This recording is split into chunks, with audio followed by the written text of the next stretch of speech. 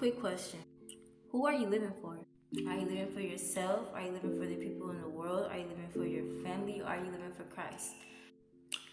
And if Christ is your answer, then why do you feel like you have to be true to everyone and everything but Him? How many times have you changed who you are? How many times have you tried to change your identity or tried to take away pieces of who you are to better suit other people in their well-being, to live up to their expectations and who or what they may want you to believe, even if it is based off of the potential that they feel like or claim that they see in you?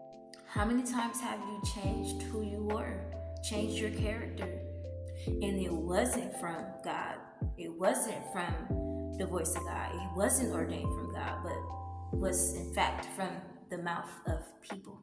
And how many times were you left unsatisfied every single time you changed a part of who you are? Every single time you've taken away a piece of who you truly are, pieces and parts of your identity that are supposed to be interchangeable. How many times? Probably more than you can count or recall. And then you later on find out down the line that a lot of the things that you was trying to take away or change about yourself were purposely placed there by God to protect you from things and people that were never meant to be there in your life to begin with. Now, don't get me wrong. There are people that come into your life for seasons, reasons, purposes, and missions. These are more than likely going to be people that are assigned to you. And I ain't going to hold you. Because we're human, we tend to make a lot of mistakes. So it's nothing to beat yourself up about. But better yet, let this enlighten you. Let this be enlightening for your inner being, for that inner man. Not to mention that God is such a loving God that He loves us so much. Under His grace and mercy, He's made room for those mistakes.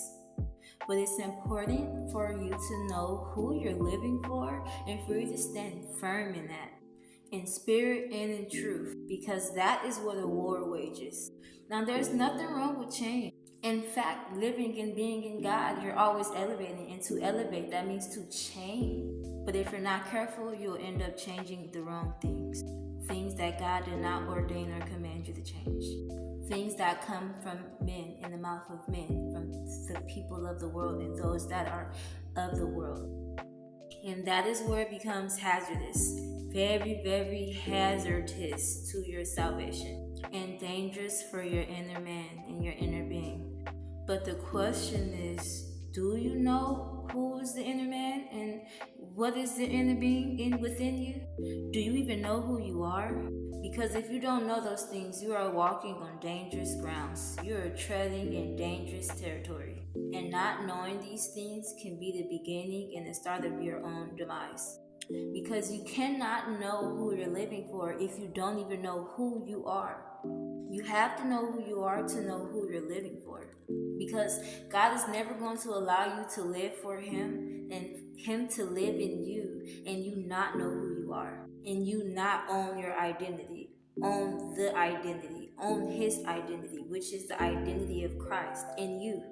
This is very deep. This is very deep because a lot of us do not know this. We are not being taught this.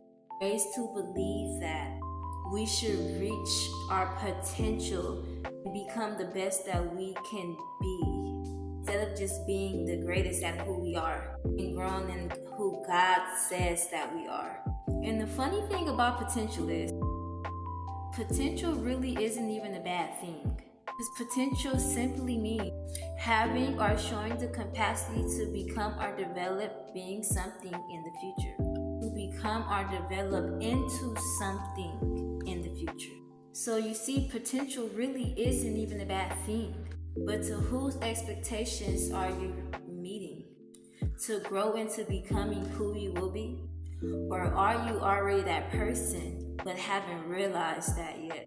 Because you cannot become a thing that you already are. You might be able to grow in it, become better at it, but you cannot become a thing that you are already. So when God tells you who you are and he tells you that you are a thing, or that you are to be this thing, and you change the very thing that God told you that you are to better suit people, who are you living for? You become your own demise, and you never reach the full potential of who God said that you are. You never live out your full true purpose. And that's all we're really here for and to do, is to live out our true purpose in God. So are these people seeing the potential in who you are and who you shall grow better to be?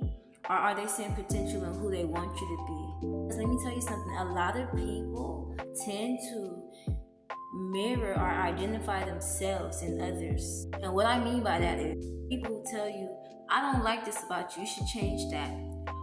I don't like this about you, you should do better by doing this. I want you to do this. I need you to do this. I want you to become. Oh, you just think that you're this. You just think that you're that. You will never become this. You can never be that. And if you pay attention closely enough, you'll begin to see that they're talking about things that are of themselves. And they begin to mirror those very things on you.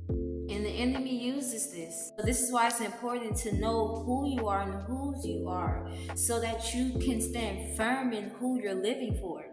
Because the next thing you know, you have seeds lying within you that are not supposed to be there, that were not planted there by God. And you begin to change all the wrong things. This is the beginning of your own demise. This is the beginning of your own demise. And then we say things like, I'm living my truth. I'm being true. I'm being real. To whose accord? At what expense? Are you being real and true? And to what are you being real and true? Who are you being real and true to? Because honestly, to be real and true to yourself is to be real and true to God. Because isn't it Him that's in you and that lives in you? Isn't it Him who gave you the... Come on. But we don't know these things because they don't teach us these things. And I'm trying to tell you something. So in fact, when you get asked such a simple question as, who are you living for? You know, and you say Jesus, you say Jesus Christ, you say you're living for the Lord, and you find out that actually you have not. Because in order to live for the Lord and know who you are and whose you are, to stand firm in living for the Lord, is accepting who you are, knowing your identity and accepting that and standing in that, knowing who you truly are from within. And when you do that, you begin to grow for God and not for people. You begin to change for God and in God and not for people. You begin to grow in God's potential for you and who you are, and not the potential of other people and the vision that they have for you. You begin to allow God to take back control of what He gave to you, which is life. And in doing so, you take control of life. Things become in order. Because it's written in Scripture, He is the way, the truth, and life. It is written that you cannot get to God without going to the Lord, without knowing the Lord, living with and living for the Lord, without knowing whose you are, without knowing the life that you have been given came from Him, without knowing your life source. God says that you are. Accept that, live in that, grow in that, and those that are not supposed to be there will fall away.